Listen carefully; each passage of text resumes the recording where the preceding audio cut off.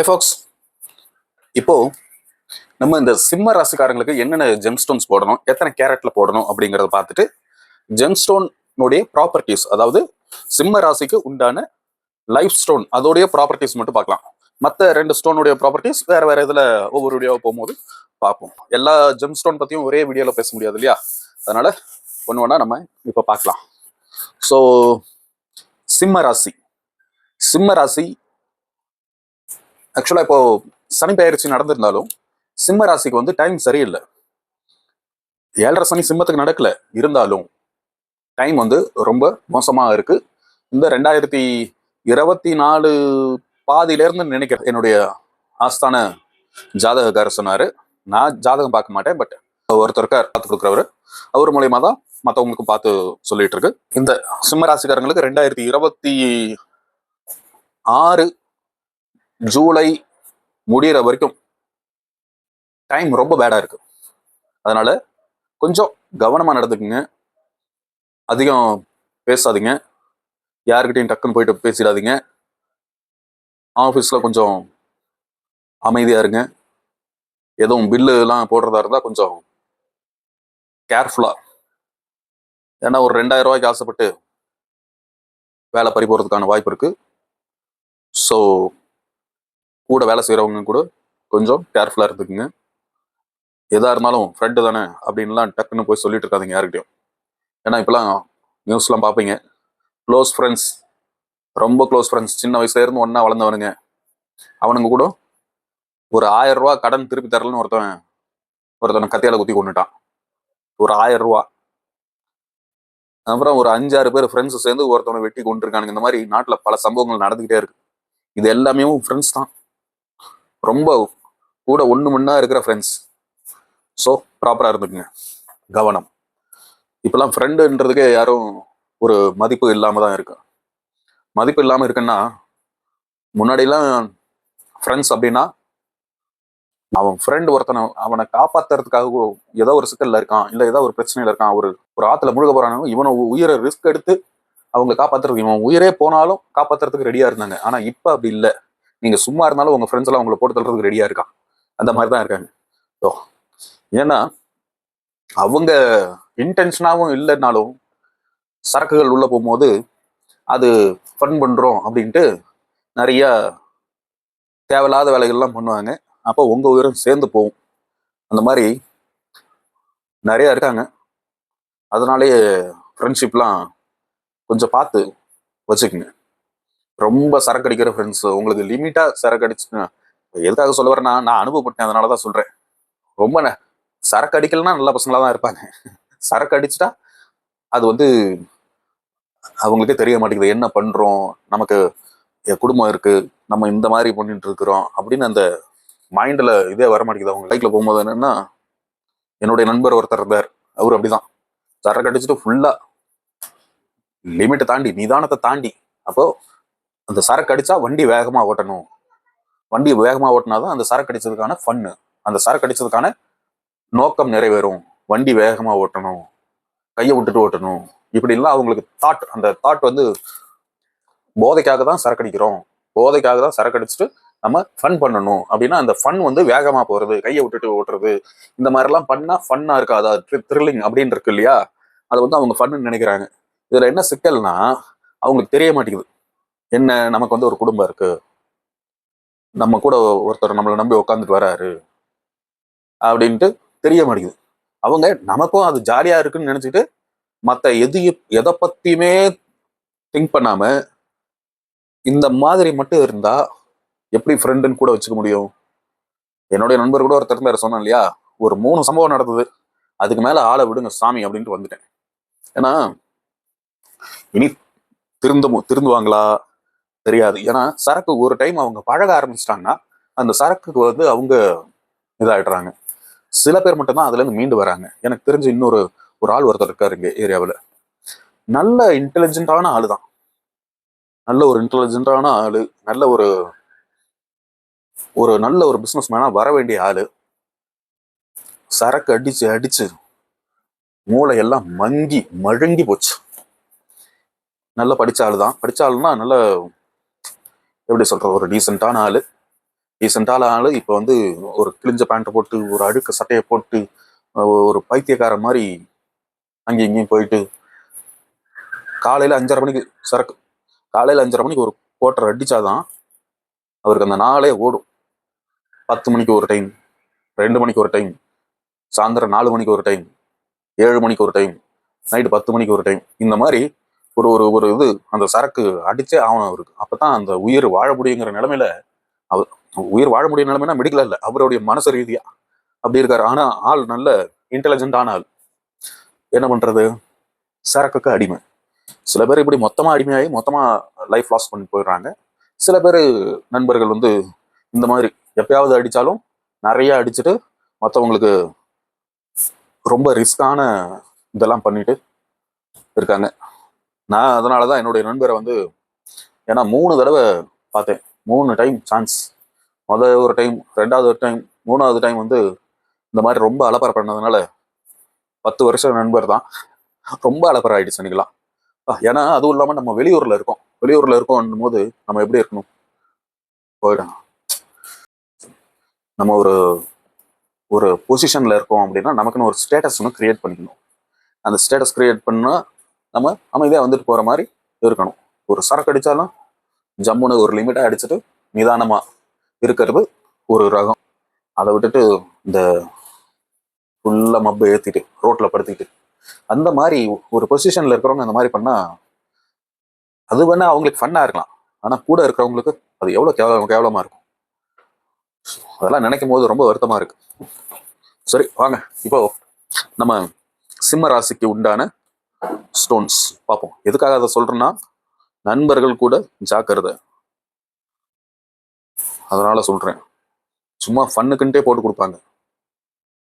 ஆஃபீஸ்ல நீங்க ஏதாவது ஒரு ஆஃபீஸ்ல ஏதாவது பண்றீங்க, எந்த ஒரு விஷயமாகட்டும், உங்களுடைய பர்சனல் விஷயமாகட்டும், அஃபீஷியலா ரொம்ப சீக்ரெட்டான விஷயமாகட்டும், உங்க ஃப்ரெண்டு, பல வருஷம் ஃப்ரெண்டு அப்படின்னா கூட அவங்களுக்கு கூட தெரியாம சீக்ரெட்டா மெயின்டைன் பண்ணிக்கீங்க. சரியா? சிம்ம ராசிக்கு 3 ஸ்டோன்ஸ் உண்டு. ஒவ்வொரு ராசிக்கும் 3 ஸ்டோன் போடணும், போட்டுக்கலாம். அட்லீஸ்ட் ஒரு ஸ்டோனாவது போட்டுக்கணும். அந்த 3 ஸ்டோன் எது அப்படின்னா, எந்த ஒரு ராசிக்கும் லைஃப் ஸ்டோன் ஒன்று இருக்கும். அதாவது டோட்டல் லைஃப், மொத்த லைஃபுக்கும் ஒரு ஸ்டோன்.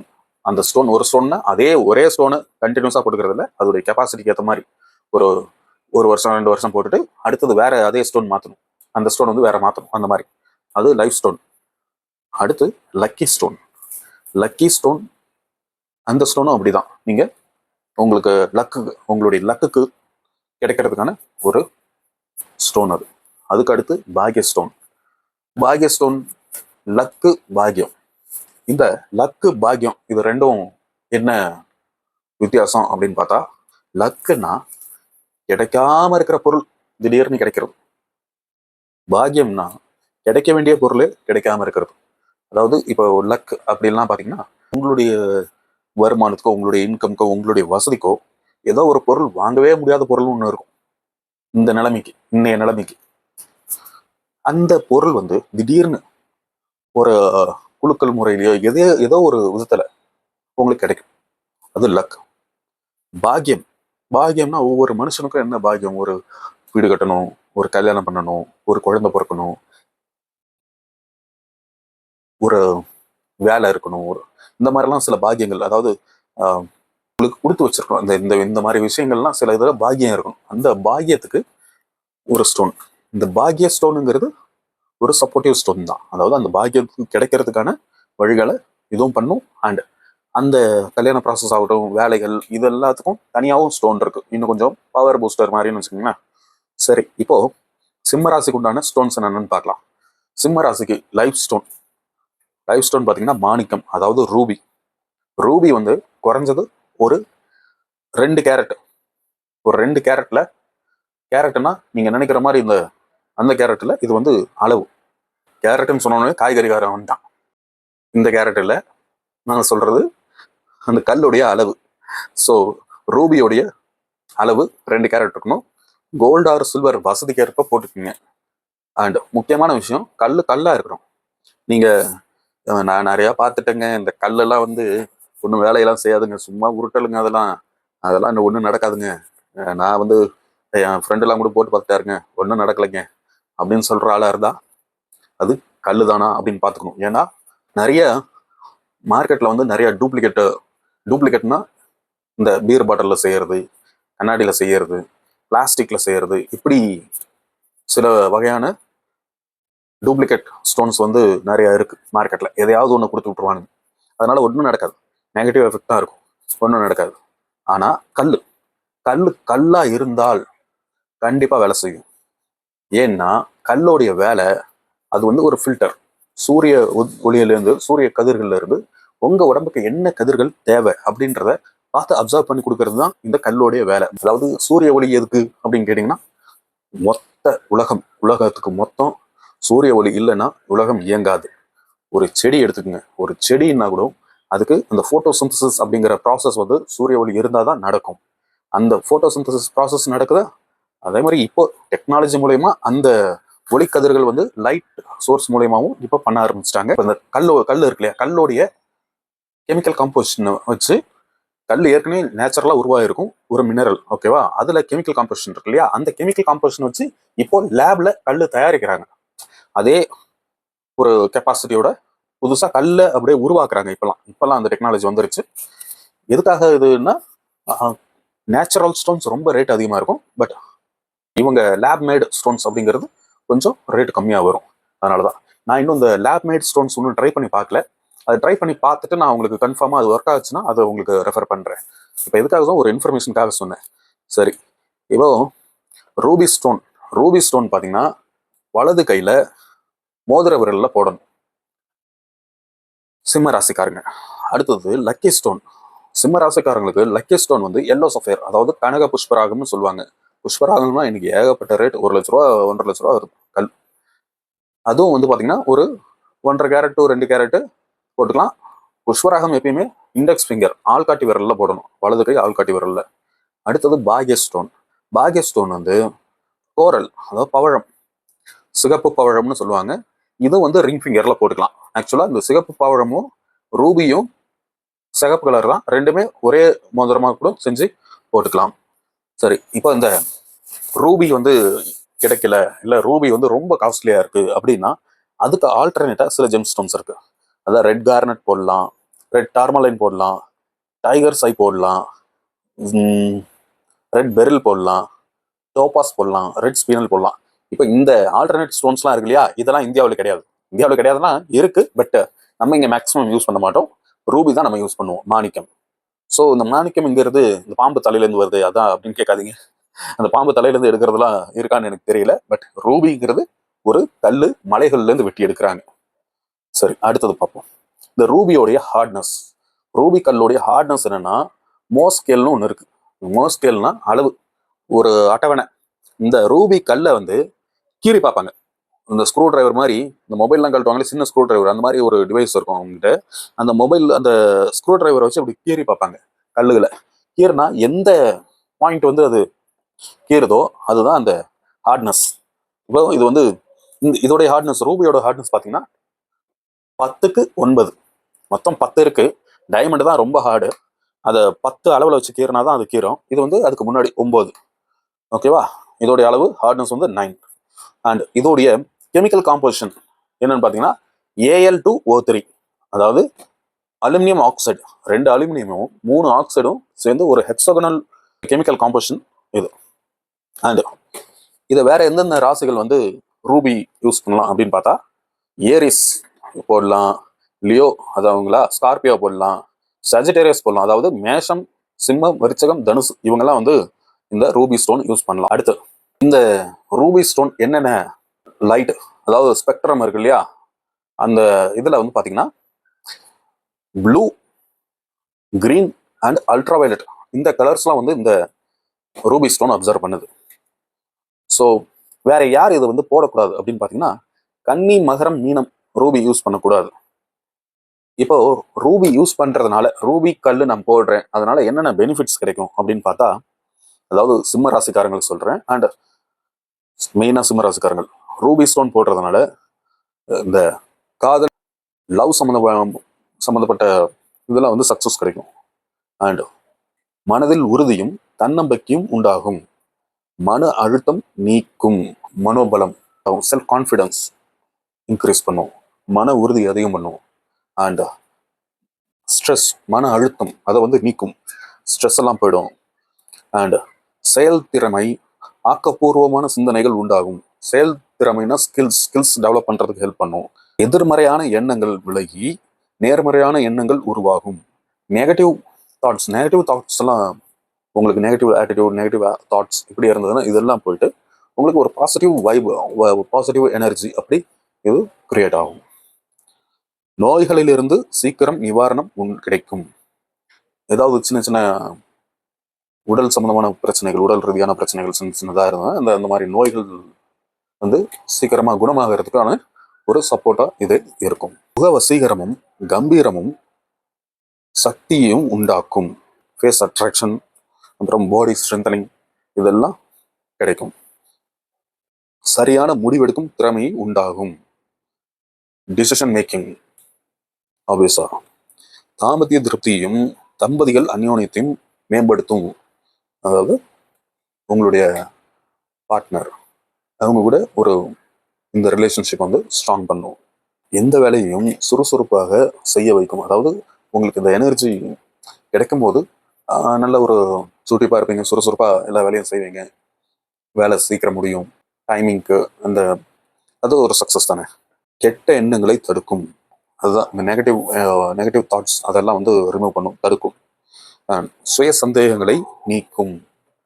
உங்களுக்கு சில சமயங்கள்ல உங்களை இன்னர் டவுட்ஸ், இது இப்படி ஆகுமா, அப்படி ஆகுமா, இப்படி நடக்குமா அப்படின்லாம் சில டவுட்ஸ்ல இருப்பீங்க. அந்த டவுட்ஸ் எல்லாத்தையும் இது கிளியர் பண்ணும். கற்பனை திறன், ஆக்கப்பூர்வமான சிந்தனைகளை மேம்படுத்தும், அதிகரிக்கும். கற்பனை திறன் அதான் ஏற்கனவே கிரியேட்டிவிட்டி இதெல்லாமே. தலைமை பண்புகளை அதிகரிக்கும். ஒரு டீமை லீட் பண்றதுக்கான கெப்பாசிட்டியை வந்து உங்களுக்கு கொடுக்கும். சமூகத்தில் மரியாதை, பெயர், புகழ், அந்தஸ்தை கிடைக்க செய்யும். அதாவது ஒரு சொசைட்டியில உங்களுக்கு உண்டான ஒரு ரெஸ்பெக்ட், மற்றவங்க உங்களுக்கு ஒரு ரெஸ்பெக்ட் கொடுக்கறதாகட்டும், உங்களுடைய நேம், என்ன நேம், ஜபகுமார், புகழ் எல்லாம் வந்து உங்களுக்கு கொடுக்க, அதுக்கு ஏற்ற மாதிரி நீங்க வேலை செய்வீங்க, உங்களுக்கு அதெல்லாம் ஆட்டோமேட்டிக்கா கிடைக்கும். தந்தையுடனான பாசப்பிடிப்பு, குடும்பத்திற்கு நல்லிணக்கம். உங்களுடைய ஃபாதர் கூட ஏதாவது ஒரு டிஸ்பியூட் இருந்தது அப்படின்னா அதை வந்து கொஞ்சம் ஒரு நல்லிணக்கமாக போகிறது, ஒரு பாசப்பிடிப்பு, ஒரு பாண்டிங் கிரியேட் பண்ணும். அண்ட் ஃபேமிலி கூட ஒரு பாண்டிங் கிரியேட் பண்ணும். எலும்புகள் வலுவரும், போன் ஸ்ட்ரென்தனிங் அதுக்கான இது இருக்கு. கெட்ட கனவுகள், தீய சக்திகள் வராது. கெட்ட கனவுகள், ட்ரீம்ஸ், நைட்மேர்ஸ் இதெல்லாம் ஏதாவது இருந்ததுன்னா நைட்மேர்ஸ்லாம் வராது. தீய சக்திகள், ஒரு நெகட்டிவ் எனர்ஜி, யாராவது உங்களை நெகட்டிவா அப்ரோச் பண்றாங்க அப்படின்னா அந்த மாதிரி தீய சக்திகள் உங்ககிட்ட வராது. ஸோ ஆளுமை திறன், அதனால் வசதியான வாழ்க்கை. ஆளுமை திறன்னா ஒரு ஹெட்டிங் பவர், இந்த ஒரு மற்றவங்களை மேனேஜ் பண்ணி நம்மளுடைய சொல்திறன் வச்சு, செயல்திறன் வச்சு மற்றவங்களை நம்ம கண்ட்ரோலில் வச்சுக்கிறது. அப்போ அதனால நிறைய வேலைகள் நடக்கும். அதனால நமக்கு நிறைய வரவுகள் வரும். நிறைய வரவுகள் வந்தால் வசதியான வாழ்க்கை கிடைக்கும். இதுதான் அது. விட்டமின் டி ரத்த சுழற்சியை மேம்படுத்தும். உயிர் சக்தி, கண் பார்வை கோளாறு, அஜீரண கோளாறு, வயிற்றுப்போக்கு, முதுகுத்தண்டு பிரச்சனைகள், இரத்த கசிவு, இதய கோளாறுகள், இதய துடிப்பு சீரமைப்பு. ஸோ இந்த ரூபி ஸ்டோன் போடுறதுனால விட்டமின் டி உங்களுக்கு அதிகப்படியாக கிடைக்கும். அண்ட் ரத்த சுழற்சி, இந்த பிளட் சம்பந்தமான பிரச்சனைகள், முதுகுத்தண்டு பிரச்சனைகள், ஹார்ட், இந்த ஹார்ட் பீட்டை வந்து ஒரு சீரமைப்பா ஒரு சரியா கொண்டு போறது, இந்த மாதிரி உடல் ரீதியான பிரச்சனைகளுக்கும் இது ஒரு நல்ல சப்போர்ட்டிவா இருக்கும். ஸோ சிம்மராசிக்கு உண்டான ஸ்டோன் இந்த ரூபி போடுறதுனால இத்தனை பெனிஃபிட்ஸ் கிடைக்கும். ஸ்டோனா இருந்தால் கண்டிப்பாக ஒர்க் ஆகும். ஒரு 3 months to 6 months டைம் ஆகும் இது ஒர்க்கிங் டைம். அதுக்கப்புறம் உங்களுக்கு அந்த எனர்ஜி ஃப்ளோ வந்து ரெகுலராக இருக்கும். அப்போ உங்களுடைய ஒர்க்ஸ், உங்களுடைய லைஃப் வந்து சக்ஸஸ் ஆகும். ஸோ இதுதான் சிம்மராசிக்கு உண்டான ஜெம்ஸ்டோன் பற்றி தெளிவாக பார்த்தாச்சு. ஏதாவது டவுட்ஸ் இருந்தால் கமெண்ட்ல கேளுங்க. வேற ராசிகள் உங்களுடைய ஜாதகம் பார்க்கணுன்னாலும் என்னுடைய நண்பர்கிட்ட கொடுத்து பார்த்துக்கலாம். ஸோ ஜாதகம் பார்க்கணுங்கிறவங்களும் கமெண்ட் பண்ணுங்க. என்னுடைய வாட்ஸ்அப் நம்பரை கொடுக்குறேன், அதில் உங்களுடைய ஜாதகம் அனுப்புங்க. உங்களுக்கு பெஸ்ட்டாக பார்த்து கொடுத்துடலாம். ஜெம்ஸ்டோன்ஸ் வேணும்னாலும் உங்களுடைய தெரிஞ்ச கடை ஏதாவது இருக்கு, நம்பிக்கையான கடை, அவங்க ஒரிஜினல் ஸ்டோன்ஸ் தான் கொடுக்குறாங்க, ஸ்டோன் நல்லா இருக்கு அப்படின்னா அங்க வாங்கி யூஸ் பண்ணுங்க. சப்போஸ் உங்களுக்கு ஜெம் ஸ்டோன் வேணும், நீங்களே கொடுத்துருங்க அப்படின்னு சொன்னீங்கனாலும் நம்மளையும் ரிங்கா பண்ணி கொடுத்துடலாம். ஓகேவா? ஓகே ஃபாக்ஸ், இதோட இந்த வீடியோ முடிப்போம். வீடியோ பிடிச்சிருந்தா லைக் பண்ணுங்க, அண்ட் யாருக்காவது ஷேர் பண்ணணும்னா ஷேர் பண்ணுங்க. சேனலுக்குள்ள நிறைய மிக்ஸ்டு வீடியோஸ் இருக்கும். கேஜெட்ஸ் பற்றி இருக்கும், ஜெம் ஸ்டோன்ஸ் பற்றி இருக்கும், சொசைட்டி பற்றி இருக்கும், பெட்ஸ் பற்றி இருக்கும். இது வந்து ஒரு ஜென்ரலான ஒரு சேனல் தான். ஸோ எனக்கு வந்து நான் இதெல்லாம் பார்க்க மாட்டேன், ஆஸ்ட்ராலஜிலாம் எனக்கு பிடிக்காது, நான் கேஜெட்ஸ் மட்டும் தான் பார்ப்பேன், ஆஸ்ட்ராலஜி மட்டும் தான் பார்ப்பேன், இது மட்டும் தான் பார்ப்பேன், அது மட்டும் தான் பார்ப்பேன்னா உங்களுக்கு இந்த சேனல் சரி வராது. எல்லாமே எல்லாத்த பற்றியும் எனக்கு தெரிஞ்சுக்கணும். ஏன்னா நான் கேஜெட்ஸ் பற்றியும் படிக்கிறேன் அப்படின்னா அது நான் சயின்ஸ் ரொம்ப பிடிக்கும். சயின்ஸ் எதனால இந்த ஜாதகம் எப்படி ஒர்க் ஆகுது, ஜெம்ஸ்டோன்ஸ் எப்படி ஒர்க் ஆகுது அப்படின்னா நல்லா நல்லா அதை பற்றி தெரிஞ்சுக்கிட்டு தான் நான் இதெல்லாம் பேசுகிறேன். அண்ட் நான் இத்தனையும் போட்டிருக்கேன் அப்படின்னா அது ஒர்க் ஆகுது, அதனால தான் மற்றவங்களுக்கும் அதை சஜஸ்ட் பண்ணி சொல்கிறேன். இல்லை இதெல்லாம் எனக்கு நீங்கள் இந்த கல்லெல்லாம் வந்து உருட்டு, நாங்கள்லாம் வந்து முற்போக்குவாதி அப்புறம் பகுத்தறிவாளி அப்படின்லாம் நீங்கள் சொல்லிட்டு இருந்தீங்கன்னா நீங்கள் இதை பற்றி தெரிஞ்சுக்கிட்டு அப்புறம் தான் இதெல்லாம் இல்லை அப்படின்னு சொல்லணும்.